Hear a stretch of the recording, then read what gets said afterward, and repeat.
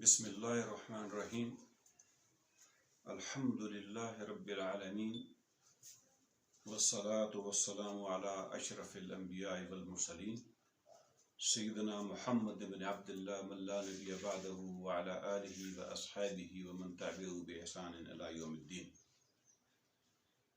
ناظرین اکرام، میں ڈاکٹر راجہ ذوالفقار احمد آپ سے مخاطب ہوں اور آج ایک بہت ہی اہم موضوع پر انشاءاللہ میں آپ سے گفتگو کروں گا اور اس ویڈیو کو جو ہے انشاءاللہ اپلوڈ کروں گا۔ اور یہ ویڈیو جو ہے یہ حج کے بارے میں ہے، چونکہ حج کی آمد ہے تو ابھی حجاج کرام جو ہیں وہ انشاءاللہ رخت سفر باندھیں گے۔ تو رخت سفر باندھنے سے پہلے حجاج کے لیے یہ ضروری ہے کہ وہ مناسک حج کے بارے میں سیکھیں اور سیکھ کے رخت سفر باندھیں، کیونکہ بہت سے حجاج کرام جاتے ہیں، جانے سے پہلے ان کو حج کی معلومات بالکل نہیں ہوتی اور وہ یہ سمجھتے ہیں کہ مکہ میں جا کر وہاں سے پھر واپس آ جانا بس حج ادا ہو جاتا ہے۔ ایسی بات نہیں ہے۔ عمرہ جب انسان کرتا ہے تو عمرہ صرف حرم مکہ کے اندر کمپلیٹ ہو جاتا ہے، اور آپ کا حج جو ہے عمرہ کرنے کے بعد پھر آپ کو منا میں جانا پڑتا ہے، پھر عرفات میں جانا پڑتا ہے، پھر مزدلفہ میں آپ کو آنا پڑتا ہے، ٹھیک ہے۔ اور یہ مناسک حج ہیں، پھر اس کے بعد میں ڈیٹیل سے بھی بیان کروں گا اور مختصر کروں گا، کیونکہ یہ بہت طویل اور لمبا ٹاپک ہے۔ اس کے اوپر اگر اس کو ڈیٹیل میں جائیں تو یہ بہت لمبا پروگرام، 2-3 گھنٹے بھی یہ ختم نہیں ہو سکتا، تو لہٰذا میں کوشش کروں گا اختصار کے ساتھ جو مین پوائنٹ ہیں، جو حجاج کرام وہاں پر جا کے غلطیاں کرتے ہیں، اس کے بارے میں گفتگو کی جائے۔ تو اللہ رب العالمین اپنے قرآن مقدس میں فرماتے ہیں کہ وَلِلَّهِ عَلَى النَّاسِ حِجُّ الْبَيْتِ مَنِ اسْتَطَاعَ إِلَيْهِ سَبِيلًا۔ اللہ رب العالمین نے لوگوں پر حج کو لازم قرار دے دیا ہے، فرض کر دیا ہے ان کے لیے جو اس راستے میں جانے کی استطاعت رکھتے ہیں، یعنی جو رخت سفر کے لیے استطاعت رکھتے ہیں ان پر اللہ رب العالمین نے حج کو فرض کر دیا، لازم کر دیا، اور اس نے ہر صورت میں حج ادا کرنا ہے جو استطاعت رکھتا ہے، یعنی جس کے پاس مال ہے موجود اور وہ اس کی صحت ٹھیک ہے، بیمار نہیں ہے، کمزور نہیں ہے، تو اس کے اوپر حج جو ہے وہ فرض ہے اور اس نے ادا کرنا ہے۔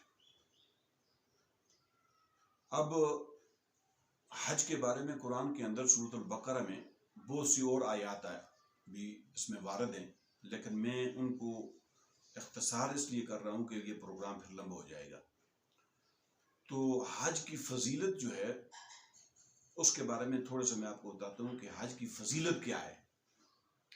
سرور کونین صلی اللہ علیہ وآلہ وسلم نے فرمایا کہ من حج هذا البیت لم يرفث ولم يفسق رجع كيوم ولدته امه۔ جس نے حج بیت اللہ کا حج ادا کیا، حج کے پورے مناسک ادا کیے، حج کے دوران کوئی فسق و فجور کا کام نہ کیا، کوئی لڑائی نہ کی، کوئی جھگڑا نہ کیا، کسی کو ایذا نہیں پہنچائی، تو فرمایا کہ رجع كيوم ولدته امه، اپنے گھر کو حج کی ادائیگی کے بعد وہ اپنے گھر کو ایسے واپس لوٹا کہ جس طرح اس کی ماں نے اس کو آج ہی اپنے بطن سے جنا ہو۔ اس کی اتنی بڑی فضیلت ہے۔ اور دوسری حدیث میں سرور کریم صلی اللہ علیہ وآلہ وسلم نے فرمایا کہ العمرۃ الی العمرۃ کفارۃ لما بینہما والحج المبرور لیس له جزاء الا الجنہ۔ فرمایا کہ ایک عمرے کے درمیان، ایک عمرے سے لے کر دوسرے عمرے تک، اس کے اندر جو انسان کے گناہ ہوتے ہیں وہ ان کا کفارہ ہوتا ہے، ایک عمرے سے دوسرے عمرے تک وہ اس کے گناہوں کا کفارہ ہے۔ فرمایا کہ والحج المبرور، حج المبرور کہتے ہیں حج المقبول الذي قبل عند اللہ سبحانہ وتعالی هو حج المبرور۔ تو فرمایا کہ الحج المبرور لیس له جزاء الا الجنہ، اور حج مبرور کی جزا اس کے علاوہ کوئی اللہ کے پاس ہے ہی نہیں ہے جنت کے سوا۔ ایک تو وہ حج کے بعد اپنے گناہوں سے اس طرح پاک اپنے گھر کو واپس لوٹا کہ جس طرح اپنی ماں کے بطن سے اللہ نے اس کو پیدا کیا ہو، اور دوسرا فرمایا کہ اس کی جزا جو ہے اس کی جزا جو ہے وہ جنت کے علاوہ کوئی اور ہے ہی نہیں ہے۔ اللہ رب العالمین جب حج المبرور قبول ہوگا، ادا ہوگا، اس کے بعد جو ہے اس کی جزا جو ہے وہ جنت ہے۔ اب ہم ایک ضروری میں نقطے کی طرف آنا چاہتا ہوں۔ بہت سے حجاج اکرام میں نے دیکھے ہیں کہ وہاں پر جاتے ہیں، ان کا عقیدہ توحید ٹھیک نہیں ہوتا۔ اب جس کا عقیدہ توحید ٹھیک نہیں ہے، اس کا حج تو کیا، اس کی باقی عبادات بھی اللہ پاک قبول نہیں کرتے۔ اللہ رب العالمین اپنے قرآن میں فرماتے ہیں کہ لئن اشرکت لیحبطن عملک فلتکونن من الخاسرین۔ اے انسان، اگر تو نے اپنے اعمال میں، اپنی عبادات میں میرے ساتھ کسی کو شریک کیا، شرک کیا، لَيَحْبِطَنَّ عَمَلُكَ، میں تیرے تمام عبادات کو، میرے تمام اعمال کو میں رد کر دوں گا، میں باطل کر دوں گا۔ وَلَا تَكُونَنَّ مِنَ الْخَاسِرِينَ، اور تو آخرت میں سب سے زیادہ گھاٹا پانے والا انسان ہو جائے گا۔ تو میرے دوستوں اور میرے بزرگوں، عقیدہ توحید کو حج پر جانے سے پہلے درست کرنا، ٹھیک کرنا بہت ضروری ہے، کیونکہ حج جو ہے وہ توحید ہے۔ جب آپ حج پر جاتے ہیں، جب آپ کہتے ہیں کہ لبیک اللہم لبیک، لبیک لا شریک لک لبیک، ان الحمد والنعمت لک والملک لا شریک لک، اسرائیل کے اس الفاظ پر اور اس کے ترجمے پر غور کریں۔ یہ سارا اس کے اندر توحید اللہ سبحانہ وتعالیٰ کوٹ کوٹ کر بھری ہوئی ہے میرے بزرگوں اور میرے دوستوں۔ میں نے بہت سے حجاج کرام وہاں پر دیکھے ہیں۔ جب میں مدینہ یونیورسٹی میں زیر تعلیم تھا اور میری روضہ رسول کے اوپر جب میری ڈیوٹی تھی ریاض الجنہ میں، اور بالکل جالی کے سامنے وہاں پر جو پہلی قبر رسول کریم صلی اللہ علیہ وسلم کی، دوسری ابو بکر صدیق کی، تیسری عمر بن خطاب کی، وہاں پر جو میں تھا، بہت سے حجاج کرام یہاں سے جاتے اور اپنے پاس خطوط لکھے ہوتے اور ہمیں جا کے دیتے کہ یہ خطوط ہے، یہ ہم خط یہ اندر اللہ کے نبی کی قبر پر چھوڑیں آپ۔ بہت سے خطوط میرے پاس اس وقت محفوظ ہیں، جن کو میں انشاءاللہ مستقبل میں اپنی اس کتاب کا حصہ بناؤں گا اور دیکھوں، اس میں پرنٹ کروں گا کہ دیکھیں کہ یہ عقائد ہیں، اور اس عقائد کے ساتھ اگر یہ حج کے لیے جاتے ہیں یا عمرے کے لیے جاتے ہیں تو پھر حج اور عمرہ قبول کرنا تو اللہ کی ذات کی دور کی بات ہے، اس کی کوئی اور باقی دیگر عبادات قبول نہیں ہوتی اگر وہ اپنے اس کو عقیدہ توحید میں فرق ہے۔ اگر وہ شرک کرتا ہے اور بدعتی ہے وہ، تو اس کی کوئی عبادت اللہ پاک قبول نہیں کرتے۔ میں آپ کو ایک مثال دیتا ہوں، دیکھیں، یہ ایک حاجی صاحب ہیں، پاکستان سے گئے تھے، یہ ان کا نام ہے حافظ محمد اکرم، اور آگے کوئی پنجاب کا یہ کوئی گاؤں ہے، ککڑ والا ہے یا ککڑ والا ہے یا ککڑ والا ہے، ان تینوں میں سے یہ کوئی ایک ہوگا۔ یہ وہاں پر لے گئے اور مجھے کہنے لگے کہ یہ اندر اللہ کے نبی کی قبر پر چھوڑ دیں، یہ وہاں پہ رکھ دیں۔ تو میں نے پوچھا کہ اس کا کیا فائدہ ہے، کس لیے یہ لے کے آئے ہو اور رکھ لے ہو؟ کہتے ہیں بس میں عقیدت کے ساتھ لے کے آئی ہوں، آپ اندر رکھتے ہیں۔ میں نے کہا میرے بھائی اس کا کوئی فائدہ نہیں ہے، اس کا کوئی فائدہ نہیں ہے رکھنے کا۔ دوسری بات یہ کہ قبر کے نبی تک تو کوئی اندر جا بھی نہیں سکتا، نہ کوئی رکھنے کی جگہ ہے۔ تو دوسری بات یہ کہ جب وہ خطوط میں کھول کے پڑھتا تو خطوط کے اندر شرکیہ افعال سے، شرکیہ اقوال سے وہ بھرے ہوتے تھے۔ کوئی کہتا کہ یا رسول اللہ میری اولاد نہیں ہے، مجھے اولاد عطا کر دے۔ کوئی کہتا کہ میری بیٹا نہیں ہے، مجھے بیٹا دے دے۔ کوئی کہتا کہ میری ساس جو ہے مجھے بہت تنگ کر رہی ہے، اللہ تو اس کو مار دے، ختم کر دے۔ کوئی ساس کی طرف سے خط ہوتا کہ میری بہو مجھے بہت پریشان کر رہی ہے، تنگ کر رہی ہے، تو اس کے ساتھ یہ کر دے۔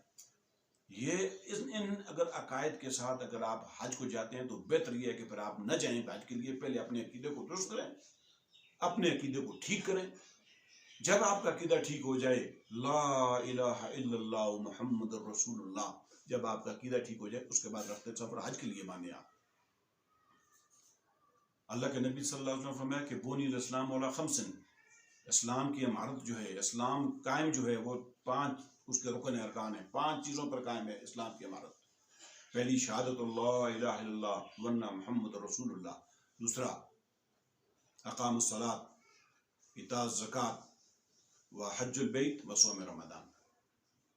تو جب انسان کے یہ 5 ارکان میں سے پہلا ارکان ہی اس کا درست نہ ہو، جب پہلا رکن ہی اس میں خلل ہو، جب وہ پہلے رکن میں ہی وہ شرک کرتا ہو، تو اس کا تیسرا چوتھا پانچواں اعمال کیسے قبول ہوگا؟ اب اگر اس کا لا الہ الا اللہ کا عقیدہ ہی ٹھیک نہیں ہے، لا الہ الا کا مطلب ہے پہلے نفی جھوٹے خداؤں کی، لا الہ الا اللہ، کوئی خدا نہیں ہے جھوٹا، کوئی خدا نہیں، پھر آگے اثبات ہے الا اللہ، مگر اس رب العالمین کی ذات کے سوا کوئی الہ نہیں ہے، کوئی خدا نہیں ہے، کوئی معبود برحق نہیں ہے، کوئی عبادت کے لائق نہیں ہے۔ جب آپ کا پہلا کسی کا انسان کا پہلا عقیدہ جو ہے، پہلا رکن ہی غلط ہے، تو باقی 4 رکن ان کے بارے میں آپ کا کیا خیال ہے؟ وہ کیسے درست ہوں گے اور وہ کیسے اللہ کے نزدیک قبول ہوں گے؟ ان کی قبولیت کا شرف کا درجہ مل ہی نہیں سکتا جب اس کا پہلا رکن جو ہے وہ اس کے اندر خلل ہو، وہ اس کے اندر کوئی کمی ہو، کوتاہی ہو، تو وہ اللہ پاک اس کو عبادت کو کیسے قبول کریں گے؟ اور کلیئر کٹ کہہ دیا لئن اشرکتا، اگر تو نے شرک کیا اپنے اعمال میں، اپنے افعال میں، اپنے اقوال میں، اپنی عبادات میں، لَيَحْبِطَنَّ عَمَلُكَ، تیری میں ساری عبادت کو میں غارت کر دوں گا، اللہ پاک کہتے ہیں وَلَا تَكُونَنَّ مِنَ الْخَاسِرِينَ، اور تو انتہائی گھاٹا پانے والوں میں سے ہو جائے گا، تو بہت ظالم ہوگا، اور تیرا آخرت میں جو ہے نا وہ جو ٹھکانہ ہوگا وہ اس کی مثال دینا بہت مشکل ہے۔ اور دوسری جگہ میں اللہ رب العالمین فرماتے ہیں إِنَّهُ مَن يُشْرِكْ بِاللَّهِ فَقَدْ حَرَّمَ اللَّهُ عَلَيْهِ الْجَنَّةَ وَمَأْوَاهُ النَّارُ وَمَا لِلظَّالِمِينَ مِنْ أَنصَارٍ۔ اللہ پاک کہتے ہیں کہ جس نے میرے ساتھ شرک کیا، فَقَدْ حَرَّمَ اللَّهُ عَلَيْهِ الْجَنَّةَ، اللہ پاک کہتے ہیں کہ میں نے اس کے اوپر جنت کو حرام کر دیا، وَمَأْوَاهُ النَّارُ، اس کا ٹھکانہ جہنم ہے، وَمَا لِلظَّالِمِينَ مِنْ أَنصَارٍ، شرک کرنے والے ظالموں کا کوئی بھی مددگار نہیں ہے۔ تو میرے دوستو، یہ بنیادی چیز جو میں نے آپ کو بتائی ہے کہ جب حج کے لیے جانا ہو یا عمرے کے لیے جانا ہو یا اس کے علاوہ کوئی آپ نے عبادات کرنی ہو، تو اس کے لیے قبولیت کے لیے آپ کو ضروری ہے کہ آپ کا عقیدہ توحید قرآن اور سنت کے مطابق ہو۔ قرآن اور سنت کے مطابق آپ کا عقیدہ ہوگا تو آپ کی عبادات قبول ہوں گی، آپ کے اعمال قبول ہوں گے، آپ کے صدقہ و خیرات قبول ہوگا، کیونکہ ان صلاتي ونسكي ومحياي ومماتي للہ رب العالمین۔ اللہ پاک اپنے قرآن میں کہتے ہیں کہ ان صلاتي، میری نماز، ونسكي، میری قربانی، ومحياي ومماتي، میری زندگی اور میری موت، للہ رب العالمین، اللہ کی ذات کے لیے ہے، وَبِذَلِكَ أُمِرْتُ وَأَنَا أَوَّلُ الْمُسْلِمِينَ، اور اسی بات کا مجھے حکم دیا گیا ہے کہ میں اپنی ہر عبادات، اپنی قربانی، زندگی اور موت، یہ ساری چیزوں میں اللہ رب العالمین کے لیے میں مختص کروں، تاکہ اس جہان میں بھی کامیابی اور اگلے جہان میں بھی کامیابی جو ہے وہ انسان کا مقدر بن سکے۔ اب آتے ہیں سامعین کرام حج کی طرف، اس کی جو مناسک ہے اس کی طرف آتے ہیں۔ بہت کم حجاج یہ جانتے ہیں کہ حج کی 3 قسمیں ہیں، اور نہیں یہ بیان کرتے ہیں لوگ، اور نہیں لوگوں کو اس بات کا پتہ ہے کہ حج کی 3 اقسام ہیں۔ پہلا حج ہے الحج التمتع، اور دوسرا ہے الحج القران، اور تیسرا ہے حج الافراد۔ اب یہ لوگ جاتے ہیں یہاں سے، ان کو پتہ نہیں ہوتا کہ میں نے کون سا حج ادا کر رہا ہوں، نیت میں کس حج کی کر رہا ہوں۔ یہ 3 حج اقسام ہیں، 3 حج کی، اور اس میں اکثر لوگ جو ہیں وہ حج تمتع ہی کرتے ہیں، حج تمتع ادا کرتے ہیں، اور یہ افضل ہے، تینوں میں سے افضل جو ہے حج ہے وہ حج تمتع ہے۔ اب آپ نے کیا کرنا ہے کہ اس میں آپ نے ارادہ کرنا ہے کہ آپ نے حج التمتع کے لیے اگر آپ رفتے سفر باندھ رہے ہیں تو پھر آپ نے سب سے پہلے جو ہے میقات، ہر ملک سے آنے والوں کے علیحدہ میقات ہیں، پاکستان سے جانے والوں کو علیحدہ میقات ہیں، شام سے آنے والوں کو علیحدہ ہیں، یمن سے آنے والوں کو علیحدہ اپنے اپنے میقات ہیں۔ آپ نے بغیر احرام کے اس میقات سے نہیں گزرنا، میقات کو کراس نہیں کرنا۔ میقات کو اگر آپ کراس کریں گے احرام باندھے بغیر تو آپ پر دم ہے، یا پھر آپ جہاں پر آپ کو پتہ چلا گزر گیا آگے، یا پھر وہاں سے واپس جا کے پھر میقات سے آپ نے احرام باندھ کے آپ نے آگے جانا ہے۔ تو بہتر یہ ہے، افضل یہ ہے کہ انسان جب احرام کی حالت میں ہوتا ہے، جب انسان احرام باندھ لیتا ہے تو وہ اللہ کا مہمان، ضیوف اللہ سبحانہ و تعالی، وہ اللہ کا مہمان بن جاتا ہے۔ ٹھیک ہے، تو احرام کی حالت میں خدا نخواستہ زندگی کا کوئی پتہ نہیں ہے سامعین کرام، کتنے حادثات ہوتے ہیں۔ جب فلائٹ جاتی ہے تو فلائٹ کریش ہو جاتی ہے، لوگ جو ہے نا وہ شہید ہو جاتے ہیں۔ تو بہتر یہی ہے کہ آپ میقات سے پہلے ہی اپنے جو ہے جہاں سے رخت سفر باندھتے ہیں آپ وہاں سے احرام باندھ لیں. احرام باندھنے کا طریقہ یہ ہے کہ جب آپ احرام باندھیں غسل کریں, نہا دھو کے غسل کریں, اور غسل کرنے کے بعد آپ جو ہے خوشبو لگائیں, خوشبو لگا کے اس کے بعد آپ احرام باندھیں. ازار ردا, ٹھیک ہے, 2 سفید چادریں جن کو بولتے ہیں, تو سب سے ان کا رنگ جو ہے افضل یہی ہے کہ ان کا سفید رنگ ہونا چاہیے. جب آپ یہ احرام باندھتے ہیں تو اس کے بعد یہ احرام جو ہیں یہ صرف مردوں کے لیے ہیں. عورت جو ہے وہ ازار اور ردا جو ہے وہ نہیں باندھے گی. عورت کے لیے وہ اپنے کپڑوں میں ہی رہے گی, اس کو اجازت ہے کہ وہ جس قسم کے کپڑے چاہے وہ پہنے, لیکن اس میں عریانی اور وہ نہ ہو, تبرج نہ ہو, وہ کپڑے عورتوں کو پہننے چاہیے.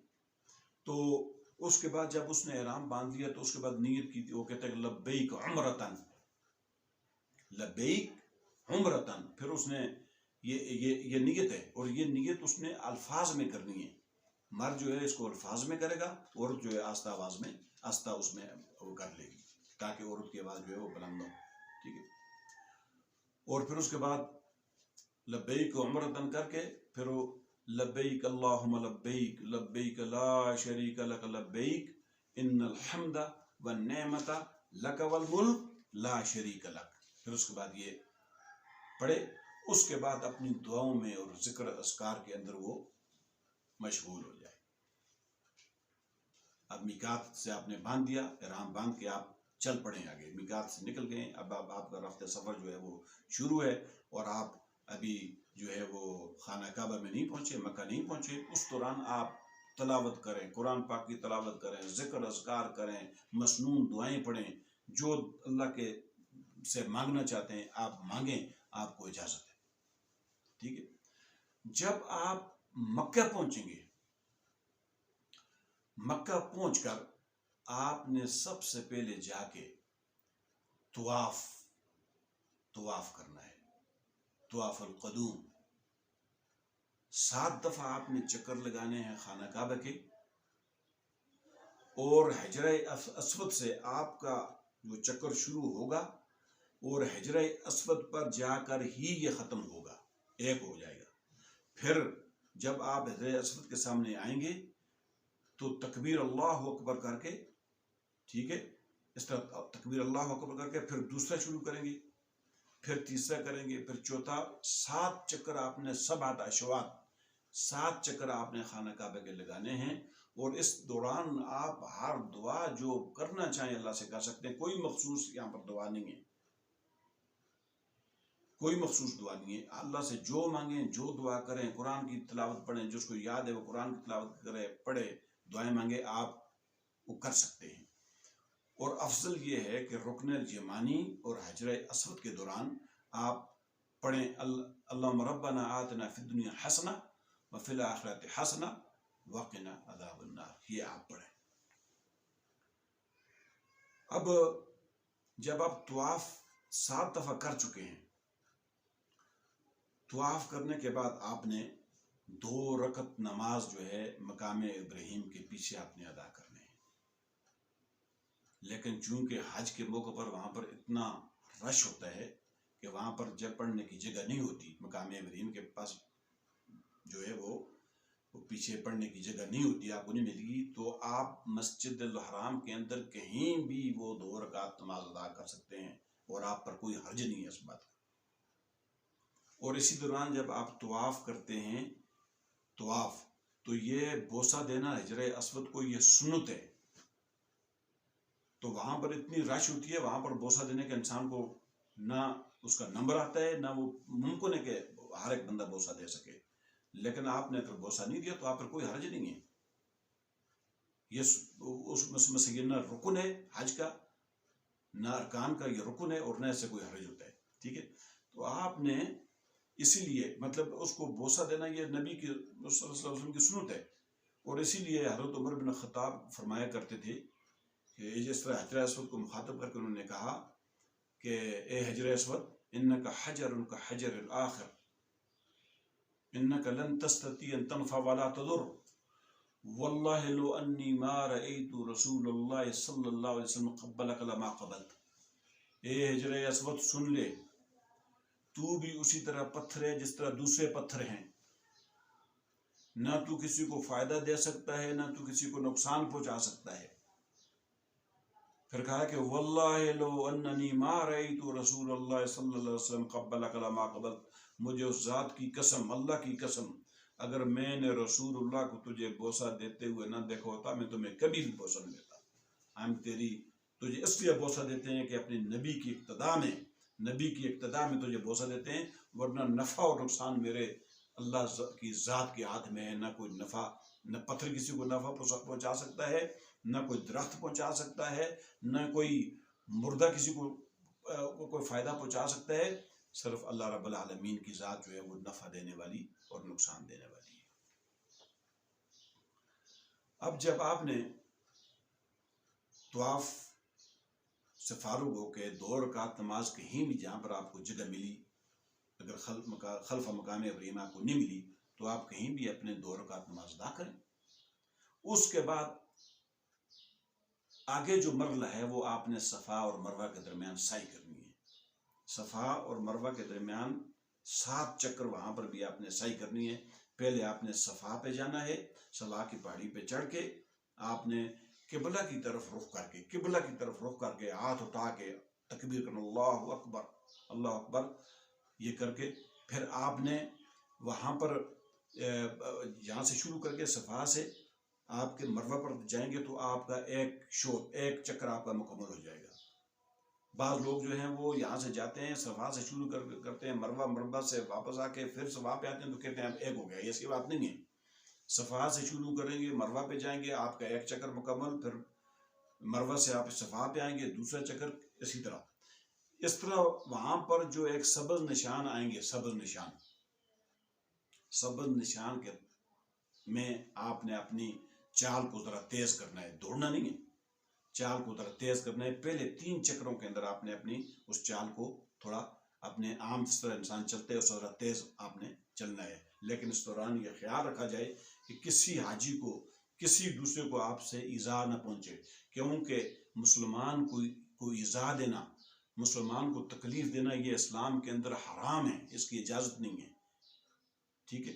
تو آپ اپنے تمام اقوال سے، افعال سے آپ نے کسی کو بھی آپ نے جو نا وہ اپنے ایذا نہیں پہنچانی.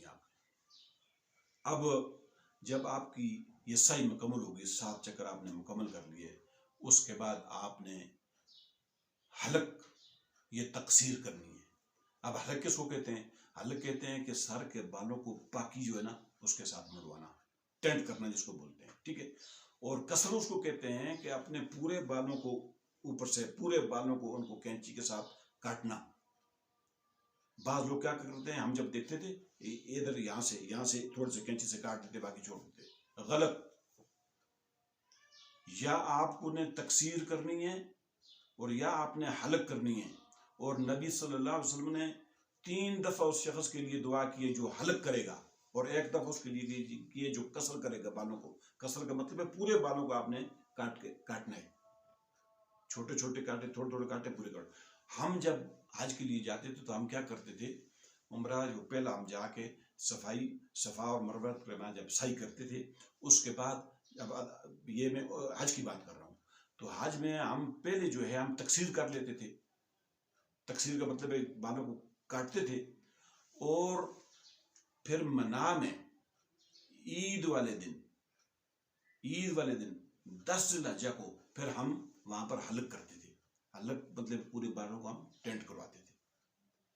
تو پھر آپ نے جب تقصیر کریں گے، بال کٹوائیں گے. ٹھیک ہے. بال کٹوانے کے بعد آپ کی مرضی ہے کہ آپ حلق کریں یا تقصیر کریں، یہ دونوں میں سے آپ کو جو الاؤ ہے، جائز ہے، جو آپ کرنا چاہیں وہ کر سکتے ہیں. اس کے بعد آپ اپنا احرام کھول دیں گے، آپ کا احرام کھل جائے گا. احرام کھولنے کے بعد آپ ذکر اور اذکار کے اندر مشغول ہو جائیں، اور آپ نے بدرجہ اتم یہ کوشش کرنی ہے کہ آپ کی ہر نماز جو ہے کوشش کریں کہ حرم کے اندر ادا کریں، حرم مکی کے اندر ادا کریں، کیونکہ حرم مکی کے اندر جب آپ نماز ادا کریں گے تو ایک نماز کا ثواب جو ہے آپ کو 1,00,000 کا نماز ثواب ملے گا. جس طرح کہ نبی پاک صلی اللہ علیہ وسلم کی حدیث ہے کہ صلاۃ فی مسجد ھذا خیر من 1000 صلاۃ فیما سواء الا مسجد الحرام. یعنی مسجد نبوی میں جب آپ مدینے جائیں گے تو آپ جو ایک نماز وہاں پر ادا کریں گے تو اس کا 1000 کا ثواب ملے گا، اور مکے کے اندر جو آپ نماز ادا کریں گے تو ان ایک نماز کا 1,00,000 کا ثواب ملے گا. یہ اللہ کی طرف سے آپ کو ایک قسم کا پیکج ہے کہ لوگوں نے جن کی نمازیں ضائع ہوئی ہیں پہلے، ان کو اللہ نے سنہری موقع دیا ہے کہ وہاں پر ہر نماز 5 نمازیں وہاں پر جا کر، جب تک مکہ میں آپ کا قیام ہے تو آپ کوشش کریں کہ تمام نمازیں حرم کے اندر ادا کریں تاکہ 1,00,000 نماز کا ایک نماز کا ثواب ملے، تاکہ آپ کی پچھلی جو، اگر اللہ چاہے تو جو پچھلی نمازیں آپ نے ضائع کی ہیں تو اللہ اگر چاہے تو ان کے بدلے میں آپ کو کمپنسیٹ کر لے. واللہ یعلم ما تفعلون. اللہ جانتا ہے جو آپ کرتے ہیں یا ہم کرتے ہیں، وہ جانتا ہے. ٹھیک ہے، تو کوشش یہ کریں کہ آپ حرم کے اندر جائیں، نمازیں وہاں ادا کریں، وہاں پر قرآن کی تلاوت کریں، ذکر و اذکار کریں، نیکی کا کام کریں. ٹھیک ہے، اس دوران کسی کے ساتھ گالم گلوچ، لڑائی جھگڑا یہ بالکل آپ نے نہیں کرنا، بالکل آپ نے نہیں کرنا. ٹھیک ہے، یہ ایک مرحلہ آپ کا ختم ہو گیا. اس کے بعد آپ نے احرام کو کھول دینا ہے. اب آپ نے جہاں پر آپ کا قیام ہے مکے کے اندر، آپ نے انتظار کرنا ہے 8 ذی الحجہ.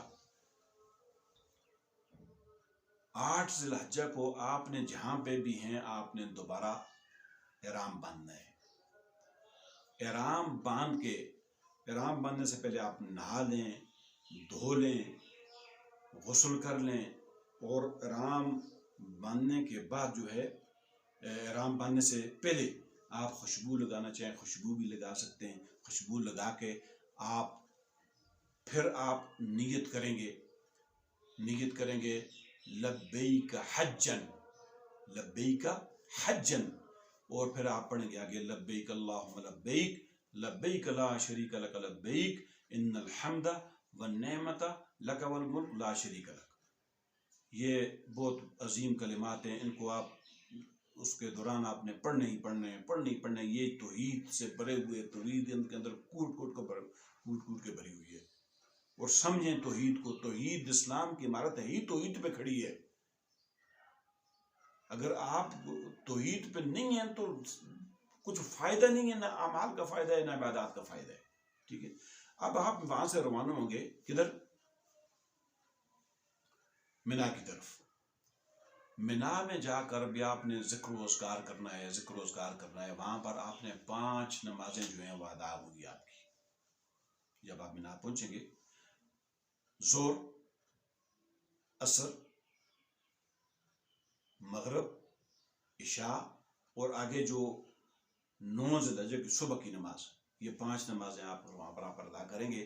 اور یہ نمازیں جو ہیں مینا والی جو آپ پڑھیں گے یہ اپنے وقت میں ادا کرنی ہیں، اور 4 نمازوں والی جو رکعتیں ہیں ان کو آپ نے قصر کر کے 2 پڑھنی ہیں. یہ قصر ہو جائے گی، اور آپ اس دوران ذکر، اذکار اور اللہ کو یاد کرنا ہے آپ نے. اور جتنی بھی آپ خدا قرآن کی تلاوت کریں، دعائیں کریں، استغفار کریں، جتنے بھی آپ کریں گے اللہ اس کا جو ہے نا وہ اجر آپ کو عطا کرے گا. اب آ گیا اگلا مرحلہ 9 ذی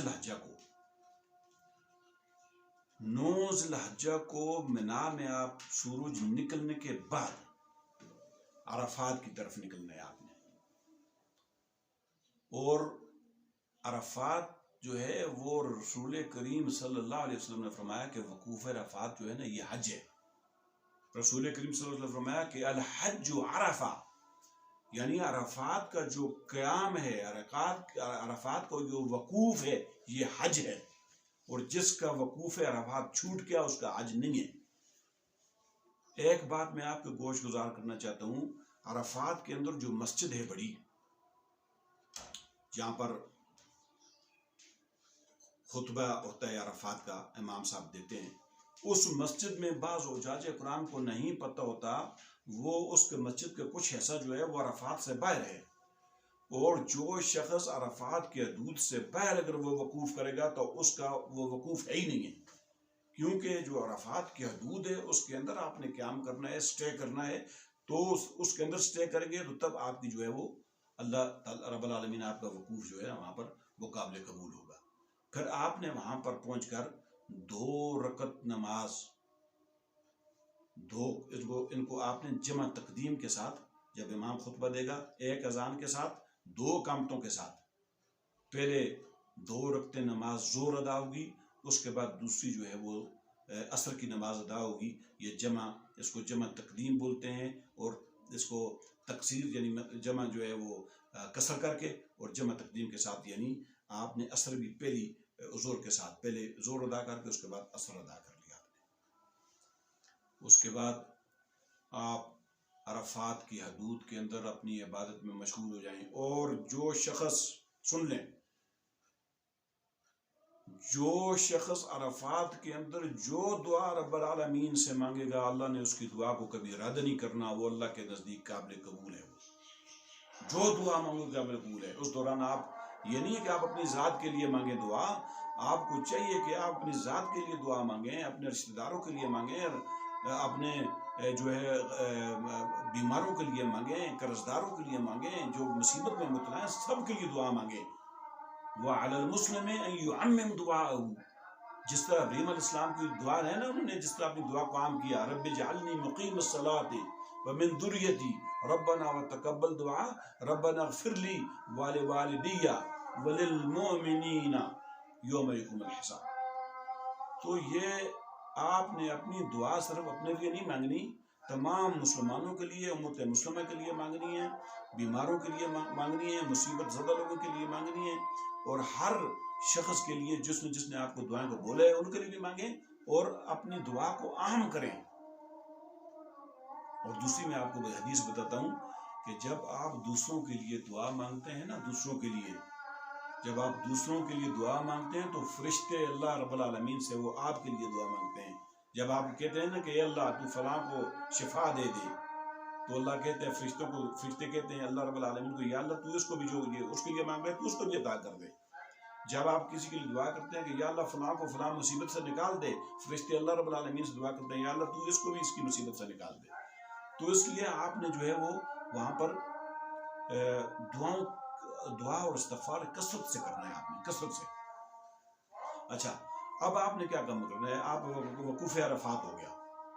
وقوف عرفات میں آپ نے شام تک، سورج کے غروب ہونے تک آپ نے عرفات کے اندر رہنا ہے۔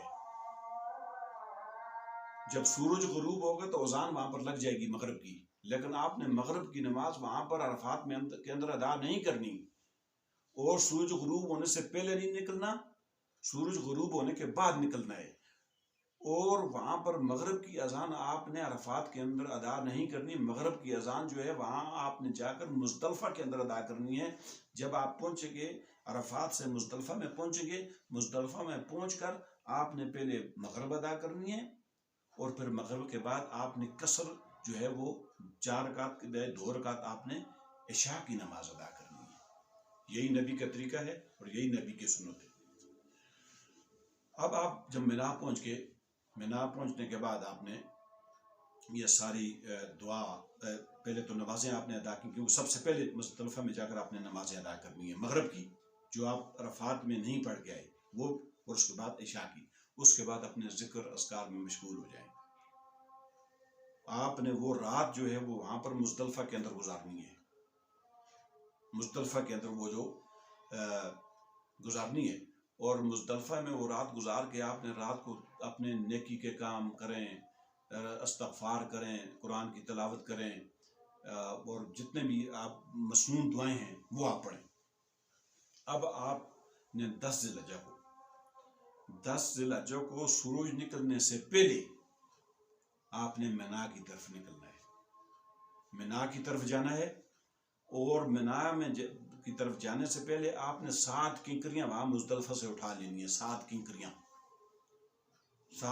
اٹھا کے، اور کنکریاں بڑی موٹے موٹے پتھر بھی نہ ہوں، چھوٹی چھوٹی کنکریاں اٹھانی ہیں. اور بعض لوگ جو ہے ان کو غسل دیتے ہیں. کوئی ضرورت نہیں ہے غسل دینے کی، اس کا کوئی جواز بھی نہیں ہے، اور نہ یہ مشروع ہے اور نہ یہ سنت ہے. 7 کنکریاں آپ نے سمپلی اٹھانی ہے وہاں سے، اور سورج نکلنے سے پہلے منا کو جانا ہے. اور اس دن آپ نے جمرۃ العقبہ کو 7 کنکریاں مارنی ہیں. اور جب آپ کنکری ماریں گے، کنکری مارنے کے ساتھ اللہ اکبر کیا، کنکری ماری، پھر دوسرا اللہ اکبر، پھر کنکری ماری، پھر تیسری، اس طرح 7 کنکریاں آپ نے مارنی ہیں. اور ایک بات کا دھیان رکھا جائے کہ خیال رکھا جائے، بعض لوگ جو ہیں وہ اپنی چپلیاں نکال کے، جو علامت شیطان کی، اس کو اپنی چپلیاں نکال کر چپلیاں نکال کے مارتے ہیں. ٹھیک ہے، بعض لوگ جو ہیں وہ ان کو اس کو گالیاں دیتے ہیں. میں نے خود یہ اپنے کانوں سے سنی ہے. اور اس کو کوئی گالیاں دیتے ہیں، کوئی مطلب اس کو اٹھا کے مارتے ہیں، پتھر مارتے ہیں، وہ کیا کرتے ہیں. اچھا، پھر جب آپ نے کنکریاں ماریں گے، کنکریاں مارنے کے بعد آپ نے پھر قربانی کرنی ہے. قربانی ابھی جو طریقہ کار ہے، جرائج ہے، وہ جس طرح وہ انتظامات کیے ہوئے ہیں. بلکہ ہم جب وہاں پر تھے تو ہم ایک بینک راجی میں اپنے پیسے جمع کر دیتے تھے. اور جب کیونکہ وہاں پر یہ قربانی کی ارینجمنٹ کرنا یہ تو بہت مشکل ہے، تو وہ پھر ہمیں ایک سلپ مل جاتی تھی. تو جب ہم وہاں پر جو قربان گاہ میں جاتے تھے، وہ چٹ دکھاتے تھے، وہ کہتے جی آپ کی قربانی ہے، آپ مرضی ساتھ لے جائیں گوشت، یا چھوڑ جائیں، یا مساکینوں کو کرنے تھے. پھر وہ تو وہاں پر تو گوشت اٹھا کے کون پھر سکتا ہے. پھر ہم ان کو کہتے ہیں کہ بھائی ٹھیک ہے، یہ مساکین میں آپ ادھر خود ہی اس کو تقسیم کر دیں. اب آپ نے قربانی کے بعد کیا کرنا ہے، حلق کرنی ہے، یا اپنے بالوں کو وہی جس طرح میں نے بتایا کہ تقصیر کرنی ہے. اور عورتوں کے لیے حلق نہیں ہے. عورتوں نے صرف اپنے بال تھوڑے چند سے آگے وہ لینے ہیں. اور عورتوں نے تقصیر میں سارے بال نہیں کاٹنے اوپر سے، مت عورتوں کے بال بھی کاٹنا شروع کر دیں آپ وہاں پر، اور یا حلق کرنا شروع کر دیں. عورت کے لیے صرف بال لینا، اور مرد کے لیے یا حلق باقی پورا اس کو کرنا، تو یا پھر پورے بالوں کو اس طرح مطلب ہے وہ تھوڑے تھوڑے جو ہے نا پورے سر کے جتنے بھی بال ہیں اس کو کر کے، تو آپ جب یہ آپ کر لیں گے تو پھر آپ جو ہیں اپنے احرام کو کھول سکتے ہیں، اور آپ اپنے کپڑے پہن سکتے ہیں.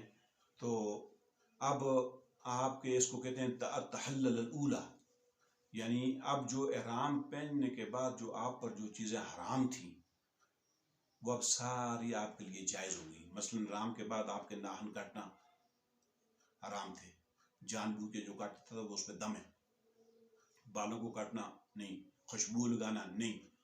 اب وہ ساری چیزیں آپ کے لیے جائز ہوگی، ایک چیز کے علاوہ. اپنی جو آپ کی ازواج ہیں، زوجہ ہے، اس کے ساتھ جمع نہیں کرنا. جمع کے علاوہ باقی سارے آپ معذورات احرام سے آپ نکل گئے. ٹھیک ہے، اب جب آپ نے قربانی بھی کر دی، رمی بھی آپ کی ہوگی، ٹھیک ہے، آپ اس نے کے بعد آپ نے مکہ المکرمہ کی طرف اپنا رخت سفر باندھنا ہے طواف الافادہ کے لیے. آپ نے مکہ جانا ہے. مکہ جا کے آپ نے طواف الافادہ میں 7 جو ہے وہ چکر آپ نے وہ خانہ کعبہ کے گرد لگانے ہیں. اسی طرح جس طرح میں نے پہلے بتایا، حجر اسود سے شروع ہوگا، حجر اسود پہ ختم ہوگا ایک، پھر حجر اسود سے شروع ہوگا، پھر حجر اسود پہ ختم ہوگا، پھر دوسرا. یہ آپ نے 7 چکر وہاں پر لگانے ہیں. ٹھیک ہے، اور اس کو جب چکر ختم ہو جائیں تو آپ پھر صفا اور مروہ پر جا کے سعی بھی کریں. ٹھیک ہے، اب طواف الافادہ جب آپ کا ادا ہو گیا تو آپ نے پھر وہاں سے رخت سفر باندھنا ہے. کدھر کے لیے؟ وقت رخت سفر باندھنا ہے پھر منا کے لیے. منا میں آپ 3 دن قیام کریں گے، 11، 12 اور 13 ذی الحجہ. وہاں پر آپ نے قیام کرنا ہے. ٹھیک ہے، پہلے دن کی آپ نے رمی جو ہے وہ جمرات کو کنکریاں تو اس کو جمرۃ العقبہ کو مار دی. اب جو دوسرے 2 دن ہوں گے اس میں آپ نے تینوں کو جمرۃ العقبہ، جمرۃ الاولی، عقبہ اور وسطیٰ، ان سب کو تینوں کو آپ نے کنکریاں مارنی ہیں. یہ 3 دن جب آپ وہاں پر قیام کریں گے، اس دوران اپنے ذکر اذکار اپنے عبادات میں مشغول رہیں، کوئی لمحہ بھی حج کے دوران آپ نے ضائع نہیں کرنا۔ یہ آپ کو رب نے ایسا موقع دیا ہے کہ اس موقع سے جو فائدہ نہیں اٹھائے گا اس سے بڑا بدبخت دنیا میں کوئی نہیں ہوگا۔ یہ بہت بڑا موقع ہے، بڑی سعادت ہے۔ اللہ آپ کو لے کے وہاں پر گئے تو آپ اپنے گناہوں کی اللہ سے بخشش کروائیں، اور اپنے لیے جو دعا بھی دنیا کی مانگنا چاہیں اللہ آپ کو وہ عطا کرے گا، دے گا۔ اب جب آپ 3 دن قیام کریں گے وہاں پر، تو 13 ذی الحجہ کو کنکریاں مارنے کے بعد، ٹھیک ہے، کنکریاں مارنے کے بعد وہاں پر آپ جو ہے وہ روانہ ہو جائیں گے مکہ کے لیے۔ مکہ میں جا کر آپ واپس چلے جائیں گے۔ آپ نے وہاں پر جہاں پر آپ نے قیام کیا ہوا ہے، قیام وہاں پر آپ نے جہاں پر رکھا ہوا ہے، پھر آپ نے آرام سے اپنے عبادات میں مشغول ہو جائیں، اپنی عبادات کریں، حرم پاک میں آئیں جائیں، وہاں پر نمازیں پڑھیں، ٹھیک ہے، نمازیں پڑھیں، عبادات کریں، جو بھی ہے وہ جتنے بھی آپ اللہ رب العالمین کی رحمتیں اور مغفرتیں اور اس کی جو احسانات ہیں جتنے بھی آپ سمیٹنا چاہیں وہ سمیٹ سکتے ہیں۔ اب آپ نے کیا کام کرنا ہے کہ جب آپ مکہ سے روانہ ہوں گے تو روانگی سے تمام کام ختم کرنے کے بعد روانگی سے پہلے آپ نے طواف الوداع کرنا ہے۔ طواف الوداع کر کے اس کے بعد آپ نے رخت سفر باندھنا ہے۔ اگر آپ پہلے مدینے جا چکے ہیں تو اپنا رخت سفر آپ ظاہر اپنے جو ہے ملکوں کو باندھیں گے۔ اسی طرح اگر آپ پہلے مدینے نہیں گئے تو آپ نے اپنا رخت سفر مدینہ کے لیے باندھا ہے، اور آپ پھر وہاں سے جو مدینہ کے لیے پہلے نہیں گئے تو مسجد نبوی کی زیارت کے لیے آپ مدینہ منورہ جائیں گے۔ مدینہ منورہ میں جا کر جب آپ پہنچیں گے تو مسجد نبوی میں جائیں آپ، وہاں پر ایک نماز کا ثواب جو ہے 1000 کی نماز ہے۔ دائیں پاؤں سے اندر جائیں، اللہ مغفر لی ابواب رحمتک دعا پڑھیں، اور پھر اگر ہو سکے تو وہاں پر روضۃ من ریاض الجنہ اس میں آپ نوافل ادا کریں۔ ابھی طریقہ بدل گیا ہے، وہاں پر آپ کو اس کی ایپس کے ذریعے جو ہے وہ اس کی وہاں پر اپنے نمبر پہ جاتے ہیں۔ پہلے جب میری ڈپٹی تھی روزہ رسول کے اوپر تو اس وقت وہ اوپن تھا، جو مرضی جائے نماز پڑھے، جتنا پڑھے، بیٹھا رہے، کوئی اٹھاتا بھی نہیں تھا، بیٹھ رہے۔ تو پہلے یہ طریقہ تھا، لیکن اب چونکہ بہت رش ہوتا ہے، اب طریقہ کار تبدیل ہو گیا ہے۔ 1000 نماز کا ثواب آپ کو ملے گا وہاں پر، اور جو روضہ ریاض الجنہ ہے وہاں پر جو ہے وہ جگہ جو ہے وہ اس کے بارے میں رسول کریم صلی اللہ علیہ وسلم نے فرمایا، ما بین بیتی و ممبری روضۃ من ریاض الجنہ، میرے گھر اور میرے ممبر کے درمیان جو جگہ جو ہے یہ جنت کے باغوں میں سے ایک باغ ہے، جنت کے باغوں میں سے ایک باغ ہے۔ تو آپ جتنی وہاں پر جائیں سعادت کریں، کیونکہ رسول کریم کے جہاں پر قبر مبارک ہے وہ حضرت عائشہ رضی اللہ تعالیٰ عنہ کا وہ کمرہ حجرہ تھا ان کا، وہیں پر وہ مدفون ہے۔ ان کے ساتھ جو ہے رسول کریم کے ساتھ دوسری قبر جو ہے حضرت ابوبکر صدیق رضی اللہ تعالیٰ عنہ کی ہے، اور اس کے ساتھ جو تیسری قبر ہے وہ عمر بن الخطاب کی قبر مبارک ہے، ٹھیک ہے۔ پھر آپ جب اندر جائیں تو پہلے قبر نبی کے صلی اللہ علیہ وسلم کے سامنے آپ وہاں پر سلام کہیں، السلام علیکم یا رسول اللہ صلی اللہ علیہ وسلم، ٹھیک ہے۔ اور پھر آپ اس کے بعد حضرت ابوبکر صدیق السلام علیکم یا ابی بکر، اس کے بعد اگلے جو ہے السلام علیکم یا عمر بن الخطاب، یہ آپ سب پہ سلامتی بھیجیں، ٹھیک ہے۔ اور کثرت کے ساتھ جو ہے وہ اللہ کے نبی پر درود پڑھیں، اور دعا جو ہے جب آپ ہاتھ اٹھا کے دعا کرنے لگیں تو آپ نے بجائے قبروں کی طرف رخ کرنے کے آپ نے قبلہ کی طرف رخ کرنا ہے، قبلہ کی طرف رخ کر کے آپ نے جو دعا مانگنی ہے مانگیں۔ اس کے بعد یہ آپ کی زیارت نبی جو ہے مسجد نبی صلی اللہ علیہ وسلم یہ مکمل ہو جائے گی۔ اس کے بعد وہاں آپ جو 7 جنت البقیع ہے وہاں جانا چاہیں، آپ کسی اور جگہ میں جانا چاہیں تو اس دوران کوئی مخصوص دعا نہیں ہے، بس آپ جو عبادات کریں، جو استغفار کریں، یہ ساری چیزیں اللہ پاک قبول کرے گا۔ تو اس کے ساتھ باقی وہاں پر جا کر روزہ رسول کے اوپر وہ جالیوں کو اس طرح بعض لوگ ہاتھ لگاتے ہیں، وہ بالکل مشروع نہیں ہے، کوئی جائز نہیں ہے، ٹھیک ہے۔ اور کیونکہ یہ تو بہت بعد میں بنی ہیں یہ جالیاں، ٹھیک ہے۔ اور اسی طرح جو ہے بعض لوگ جو ہیں وہ جس طرح میں نے پہلے آپ کو بتایا کہ وہ خط لکھے ہوتے ہیں وہ ان کو دیتے، جہاں پہ ڈیوٹی والوں کو دیتے ہیں کہ اندر پھینک دیں یا کوئی اور چیزیں ہوتی ہیں، یہ چیزیں بالکل اس کی ممانعت ہے. اسلام کے اندر ان چیزوں کی کوئی اہمیت نہیں ہے، بلکہ یہ چیزیں بدعت ہیں. اور جو اللہ کے نبی نے فرمایا کہ کل بدعت ضلالہ وکل ضلالۃ فی النار، دین کے اندر ہر نئی چیز جو ہے وہ بدعت ہے، اور ہر بدعت جو ہے انسان کو جو ہے نا یہ گمراہی ہے، اور ہر گمراہی جو ہے انسان کو جہنم میں لے کر جانے والی ہے. تو یہ میں نے مختصراً اس کو میں نے حج کے بارے میں نے بیان کیا. یہ بہت لمبی تفصیل تھی. اب میں دوسرے جو اقسام ہیں، حج الافراد، حج القران، وہ تو میں بیان نہیں کر سکتی کیونکہ یہ ویڈیو پہلے ہی بہت لمبی ہو گئی ہے. تو میں نے یہ پھر بھی اس کو بھی میں نے بہت مختصر کیا ہے تاکہ آپ کو سمجھ آ جائے. اور جانے سے پہلے یہ لازمی ضرورت میں اس ویڈیو کو دیکھیں تاکہ آپ کو اس کو فائدہ ہو، آپ کو حج جو ہے وہ ادا کرنے کا طریقہ ہو، اور جتنی بھی مناسک حج ہیں وہ اپنے صحیح طریقے سے ادا کریں. اور صادق مناسک کے حج ادا کرنے کے بعد اپنے گھر کو الحج المبرور، اپنے گھر کو ایسے واپس لوٹیں کہ جس طرح آپ کی ماں نے آج ہی آپ کو اپنے بطن سے جنم دیا ہو. اور اللہ آپ کو وہاں پر کی بھلائیاں اور نعمتیں سمیٹنے کی توفیق عطا فرمائے. ہم کے لیے بھی، ہم سب کے لیے بھی دعا کرنی ہے. آپ نے تمام امت مسلمہ کے لیے دعا کرنی ہے. امت مسلمہ کے اندر جو اس وقت انتشار چل رہے ہیں ان کے لیے دعا کرنی ہے. ملک پاکستان کے لیے آپ نے دعا کرنی ہے، یا اللہ اس کو سلامت رکھ.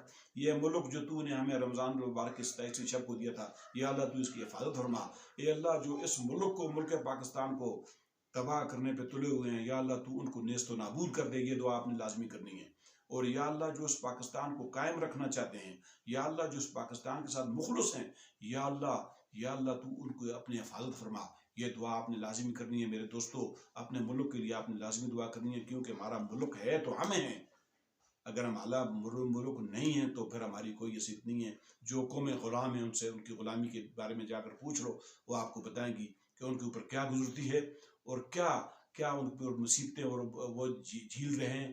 تو اس لیے اپنی جو ہے وہ آپ نے ملک کے لیے، ملک کی سلامتی کے لیے دعائیں کرنی ہیں، اور اچھے اور مخلص لوگوں کی کامیابی کے لیے دعائیں کرنی ہیں. جو لوگ اچھے ہیں، جو لوگ مخلص ہیں، جو دیندار ہیں. اور پھر اپنے ملک کے لیے ایک خصوصی دعا میری ریکویسٹ پر یہ کرنی ہے کہ اے میرے مالک، خانہ کعبہ کے اندر آپ نے دعا کرنی ہے. اور پھر آپ نے عرفات کے اندر یہ دعا کرنی ہے، اے میرے مالک، وہ ملک جو اسلام کے نام پر ہم نے حاصل کیا تھا، جو 27ویں جو لیلۃ القدر کو جو بنا تھا، اے میرے مالک جس مقصد کے لیے یہ ملک بنایا گیا تھا تو اس کے اندر وہ نظام نافذ کر دے، قرآن اور سنت کا نظام نافذ کر دے میرے مالک. اس کے لیے آپ نے خصوصی دعا کرنی ہے، کیونکہ اللہ اپنے قرآن فرماتا ہے کہ وَمَن لَّمْ يَحْكُم بِمَا أَنزَلَ اللَّهُ فَأُولَٰئِكَ هُمُ الْكَافِرُونَ. جو اللہ کے دیے ہوئے نظام کو نافذ نہیں کرتے وہی تو کافر ہیں. دوسری آیت میں اللہ پاک کہتے ہیں کہ وَمَن لَّمْ يَحْكُم بِمَا أَنزَلَ اللَّهُ فَأُولَٰئِكَ هُمُ الْفَاسِقُونَ. جو اللہ کے دیے ہوئے نظام کو نافذ نہیں کرتے وہی تو فاسق ہیں. تیسری آیت میں اللہ پاک فرماتے ہیں وَمَن لَّمْ يَحْكُم بما انزل اللہ فاولئک هم الظالمون. اور اللہ کے دیے ہوئے منہج کو، اللہ کے دیے ہوئے پروگرام کو، اللہ کی دی ہوئی شریعت کو جو نافذ العمل نہیں کرتے وہی تو ظالم لوگ ہیں، وہی تو ظالم لوگ ہیں. میرے بھائیوں، اپنے ملک کے لیے دعا کو نہیں بھولنا آپ نے. اور اس دوران آپ نے کوئی فسق و فجور کا کام نہیں کرنا. حج المبرور صرف وہی ہے کہ جس میں کوئی آپ غلطی نہ کریں، کسی کو ایذا نہ دیں، کسی کو دھکم پیل نہ کریں، کسی کو گالی نہ دیں، کسی کے شان کے اندر کوئی گستاخی نہ کریں. اور اکرام المسلم جو اسلام دین ہمارا مذہب جو ہمیں حکم دیتا ہے، اکرام المسلم کو جو آپ نے قائم رکھنا ہے.